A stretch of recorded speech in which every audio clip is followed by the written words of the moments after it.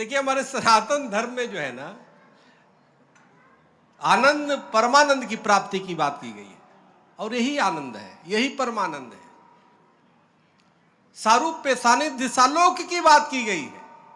संतों के सानिध्य में बैठ के जो आनंद प्राप्त कर रहे हैं ना, ये आनंद स्वर्ग में भी नहीं मिलता।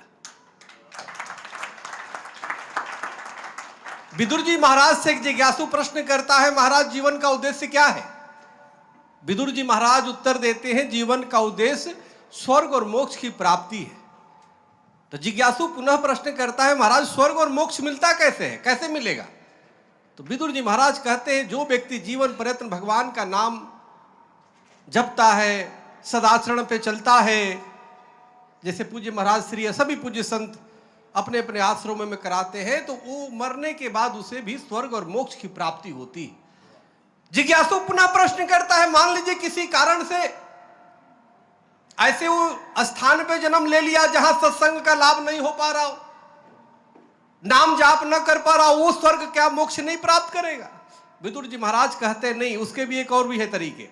जो व्यक्ति किसी कारण से नाम जप न कर पाया हो, सदाचरण भी जीवन व्यतीत न कर पाया हो, लेकिन बिना भेदभाव किए वो जीवन प्रयत्न अनकंडीशनल गरीब असहाय दीन दुखियों की सेवा जो करते करते अपने प्राण गंवा देता है, उसे भी मरने के बाद स्वर्ग और मोक्ष की प्राप्ति होती है। जो हमारे सिख गुरुओं ने भी बताया, हमारे सनातन ने बताया कि सेवा करो।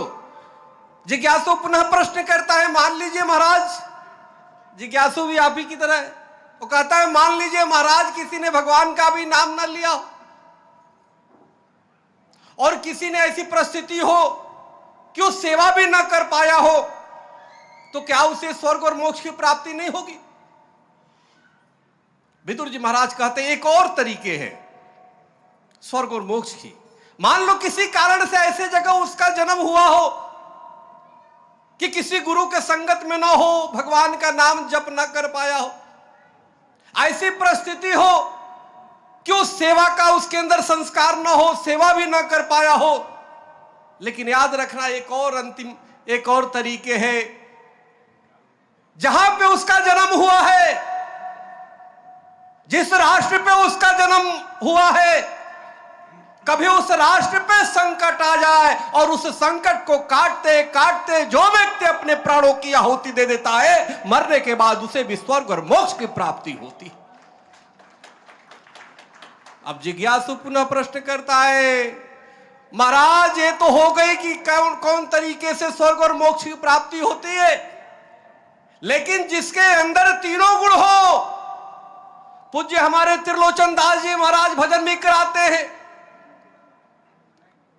पूज्य हमारे पंडोकर सरकार भंडारा के माध्यम से अनेक प्रकार से, महाराज जी मैं इनके यहां गया था, 10,000 लोग 24 घंटे भोजन प्रसाद ग्रहण करते हैं। और सिर्फ भूत भविष्य बताते भी नहीं है भाई, ये मत सोचना लगा कि सिर्फ बता दिया पर्ची, नहीं नहीं, सेवा भी करते हैं अनकंडीशनल। यहां पे है लेकिन भंडारा वहां चल रहा है।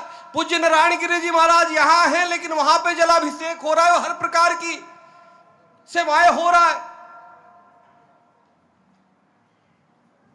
तो विदुर जी महाराज कहते हैं, मान लीजिए किसी कारण से नहीं हुआ, वो तो समझ में आता है, लेकिन जिसके अंदर जो भगवान का भी भजन कराता है, जो सेवा भी करता है, जैसे हमारे सचखंड धाम चिकित्सा से लेके शिक्षा से लेके हर सेवाएं करता है गरीब असहाय दीन दुखियों का, और राष्ट्र की भी आवश्यकता पड़ती हो तो जीने और मरने के लिए पूज्य गुरुदेव दर्शन दास जी महाराज ने आतंकवाद से लड़ते हुए अपने आप को सहस्र न्यौछावर कर दिया।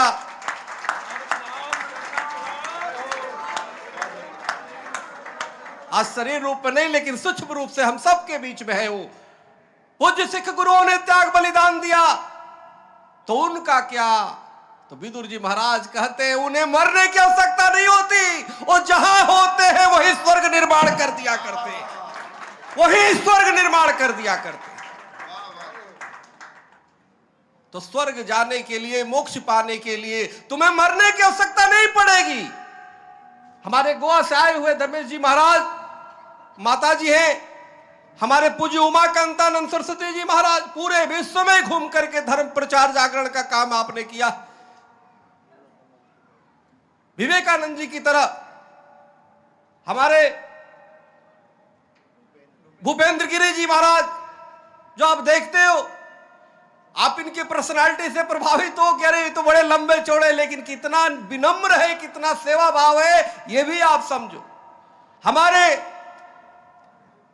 हरिद्वार के हमारे बहुत घनिष्ठ हमारे ऋषेश्वरानंद जी महाराज, सच पूछे तो पहली जो हम संत संसद में आए, आप ही की वजह से आए। बहुत सेवा भाव। आप हमारे संजय गिरी जी तो खैर हम सबके नेतृत्व करता है। जैसे भगवान कृष्ण ने रथ लेके चले ना और महाभारत में युद्ध दिलाई थी, निश्चित रूप से अंधकार में युद्ध में, अंधकार रूपी युद्ध में विजय प्राप्त होगा और पूरे विश्व में सनातन का पताका लहराएगा, मुझे पूरा विश्वास है। सभी अपने अपने क्षेत्रों में कार्य कर रहे हैं। मूल विषय यह है हमारी सनातन धर्म, जिसको बदनाम करने का कई बार प्रयास किया जाता है। भगवा को जानबूझ करके बीच में लाया जाता है। पिछले दिनों भी भगवा पे मैंने खेत खाए गधा मार खाए जुलाहा, करता कोई और है, ला करके ला देते भगवा। अरे भाई, भगवा तो वृक्ष कबहु न फल वछय, नदी न संचय नीर, परमारथ के कारणे साधु भया शरीर। कोई भी यहां पे जो भी संत है परमार्थ के लिए है, पूरे जीवन, चाहे पूज्य यतीन्द्रानंद जी महामंडलेश्वर बहुत वरिष्ठ संत है, पूरे जीवन आपने कार्य किया है। आपके पास एक गरीब साधु ऐसे गया इनके पास और देखा तो बोला, उसके मन में ऐसी जागृति हुई तो बोला, महाराज जी मुझे ऐसी एक सिंहासन लेना है। महाराज जी के पास चांदी के बड़े अच्छे सिंहासन थे। तो महाराज जी ने कहा, अच्छा तो कहाँ मिलेगा महाराज जी? मेरे पास भी जब पैसा होगा तो मैं लूंगा।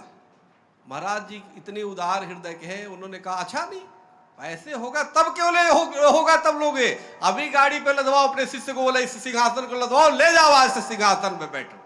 ऐसे हमारे पूज्य हमारे यतीन्द्रानंद जी महाराज। अब नारायण गिरी जी महाराज का है, मुझे भी दिलवाइए भाई, जबकि मैं तो बोल रहा हूं इसलिए कि मैं भी लाइन में हूं। सूरत से हमारे बटुक गिरी जी महाराज फक्कड़ संत है, बिल्कुल।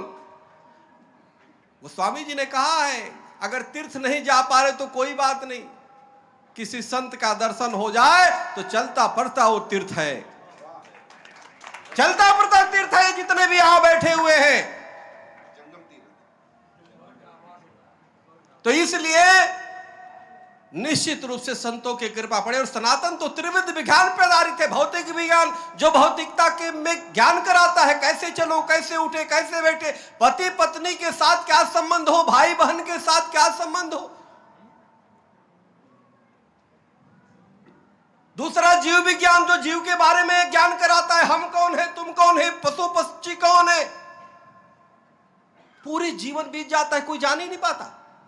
क्यों आए हो, कहां है जाना, ये भी ना मैं जान सका, ये भी ना मैं जान सका।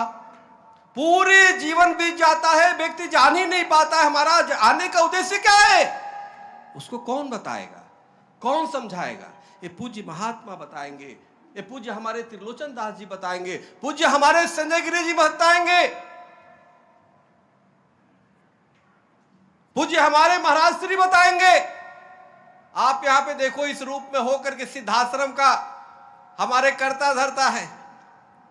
ऐसे ऐसे हम लोग तो बचपन से ही साधु हैं, कई लोगों को नए देखते हैं और अपने सिद्धाश्रम में ला करके तुरंत सिद्ध बना के छोड़ देते हैं। कितने को सिद्ध बनाया इन्होंने, आई बहुत साल के बाद हम लोग को बुलाए। तो निश्चित रूप से परिवर्तन आप प्रसिद्ध है। तो महाराज ये जरूरी है। और सबसे बड़ी बात पंडोकर सरकार ने बिल्कुल ठीक कहा, गर्भाधान से लेकर के जो अंतिम संस्कार तक है, षोडश संस्कार, आखिर ये विधि कौन बताएगा? गुरु ही बताएगा। लेकिन बड़ी एक दुर्भाग्य की बात है, जो हमारा त्रिविध विज्ञान पर आधारित है, जो वेद का नेत्र है ज्योतिष, ज्योतिष वेद का नेत्र कहा गया, उसके नाम पे महाराज ऐसे ऐसे पाखंड भी हो रहे हैं। एक मैंने एक रील में देखा, एक खूब श्रृंगार किए हुए बैठी हुई कोई मातृशक्ति महिला, आप क्या करेंगे कहेंगे, वो बैठी हुई है और बोल रही कि भाई तुम्हारा शुक्र खराब है तो एक काम करो, पति पत्नी के साथ बियर थोड़ा थोड़ा शाम को लिया करो। अब बताओ, हे भगवान, आप बताओ आप कहां से बनाओगे? अगर हम कहें कि बियर छोड़ दो तो पहले ही दुश्मन होगा, हमारी तो बात नहीं मानेगा, जितने ठरकी है वो तो लेंगे ही शाम को। अब वो ज्योतिषी बैठ करके वो कह रहा है थोड़ा थोड़ा पैक लिया करो तो तुम्हारा शुक्र और दशा बड़ा अच्छा हो जाएगा। अरे भाई वो तो शराब पिएगा तो पगला जाएगा, पगलाएगा। इस पे हमें हमारा चिंतन करने की आवश्यकता है। हम बच्चों को संस्कार दे रहे हैं, आज जो ज्योतिष के नाम पे बैठ के वो शराब पिला रहे हैं। तो इसलिए संतों को, मुख्य हमारे यतीन्द्रानंद जी महाराज जैसे संतों को, हमारे निरंजन स्वामी जी, हमारे पूज्य उमाकांतानंद जी महाराज, ये जरूर है कि हम स्पष्ट रूप से उस चीज का विरोध करें कि भाई देखो ये गलत है। पंडोकर सरकार पर्ची बनाते हैं, मैं आपको बता रहा हूं, बहुत लोग पीठ पीछे क्या बातें करते हैं मुझे नहीं पता, लेकिन मैं डंके की चोट पे कहता हूं, कहीं पाखंड की बातें होती है और गलत होता है तो सबसे पहले आवाज उठाने वाले पंडोकर सरकार होते हैं कि नहीं, किसी भी प्रकार की पाखंड नहीं होना चाहिए। हम वैज्ञानिक लोग हैं भाई, और जितने बाबा देख रहे हो कोई पाखंड है और कोई कूप मंडूक नहीं होते, स्पिरिचुअल साइंटिस्ट है जिन्होंने शोध किया। जैसे वैज्ञानिक होता है उसी तरह आध्यात्मिक वैज्ञानिक है जो तुम्हारे जीवन को सुगम और सफल बनाता है। नैतिक शिक्षा की आपने बात किया है, बचपन में हमने पढ़ा था नैतिक शिक्षा में, एक व्यक्ति मजदूर भोजन कर रहा है, उसके पास से कोई आता है भीख मांगने के लिए, मुझे भूख लगी है कुछ पैसे दे दो। वो देखता है अभी आधा कुछ खाया ही है, उसमें से उसने अपना सत्तू वो दे देता है, पूरा उसको दे देता है खाने के लिए। एक अमीर के पास जाता है एक गरीब, कहता है मुझे भोजन दो, वो कहता नहीं नहीं जाओ मेरे पास समय नहीं है। मरने के बाद तीनों स्वर्ग में जाते, तीनों यमराज के पास जाते, भगवान चित्रगुप्त जी देखते हैं, लेखा वही करते हैं, और जब देखते पलटते हैं तो देखते जो अमीर था, करोड़ों रुपया था, उसने इसको तो कुछ नहीं दिया खाने को, जबकि चाहता तो उसको बैठे बैठे सब कुछ दे सकता था एक आदेश से, लेकिन वो मानसिक रूप से कृपण था, कंजूस था, वो डकैत था, उसने नहीं दिया, दूसरे के अधिकार को मार करके रखा हुआ था। और एक जो मजदूर जिसके अंदर दया थी, ममता थी, जो गुरुओं के संगत में था, उसके अंदर कहीं ना कहीं मानवता पनप रही थी, उसने अपने पूरे सत्तू को, भोजन को दे दिया, जिसके परिणाम हुआ कि वो जो अमीर व्यक्ति था वो मरने के बाद नरक में जाता है, और जो गरीब होता है उसे स्वर्ग भगवान चित्रगुप्त जी प्रदान करते हैं। तो मेरे कहने का मतलब निश्चित रूप से ये संस्कार नैतिक शिक्षा से ही आता।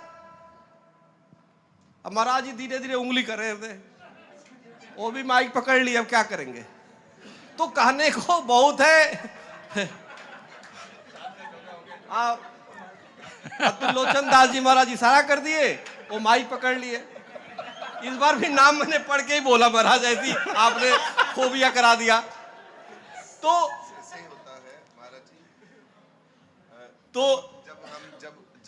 जब हम लोग पब्लिकली, हम लोग एक जब हम लोग संगत में रहते हैं तो जैसे सुई है, सुई वैसे तो चुभने का काम करती है, पर अगर वो धागे की संगत में चली जाती है तो सिलने का काम करती है।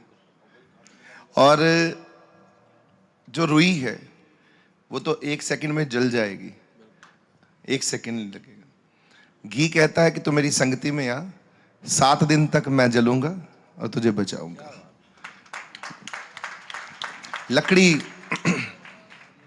लकड़ी की संगत में जब लोहा और पत्थर आ जाते हैं तो लोहे और पत्थर को लकड़ी कहती है दावा ठोक के, छाती ठोक के, कि मेरे साथ रहियो, डूबने नहीं दूंगी। तो ये संगति में बैठे हैं महाराज जी। अकेले हो ना, बात अलग है, जितना मर्जी बोलो, पर ये संगति का जो, क्योंकि वो जो लोग हैं, वो जो सुनने वाले जो बैठे हैं ना, वो घर से वेले नहीं आए महाराज जी।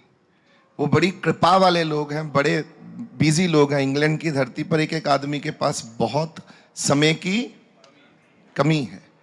और उस समय का मैनेजमेंट, टाइम मैनेजमेंट, अंग्रेजी का एक शब्द है टाइम मैनेजमेंट, और हम सबको टाइम मैनेजमेंट के हिसाब से महाराज जी चलना पड़ता है।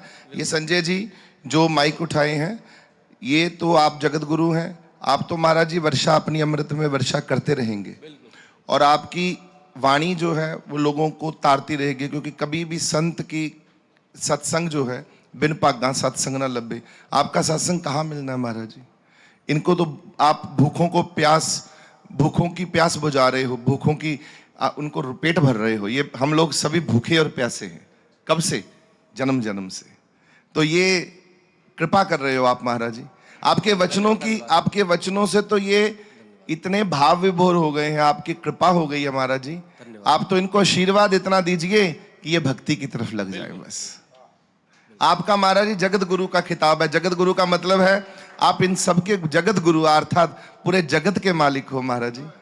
और आपने तो आशीर्वाद देना, जे बेटा तू अगर गंदा भी है जा सीधे रास्ते पर आ जाएगा, बात खत्म। तो ये महाराज जी चाहते हैं, ये सब आपके साथ ये वाणी चाहते हैं महाराज जी। जी जी बिल्कुल। तो इसलिए आज गुरुकुल का प्रस्ताव वो करिए, और पाठ्यक्रम में जो आपने बोला, जो चरित्र निर्माण करने के विषय है, उसको पाठ्यक्रम में शामिल किया जाए और उसको बच्चों में संस्कार डाला जाए, तो निश्चित रूप से हमारा पूरा जो पथभ्रष्ट की तरफ एक समाज जा रहा है वो रुकेगा। तो इसलिए मेरा पूरा प्रस्ताव। जय हो। धन्यवाद। ओम शांति। जय हो महाराज जी। साधुवाद।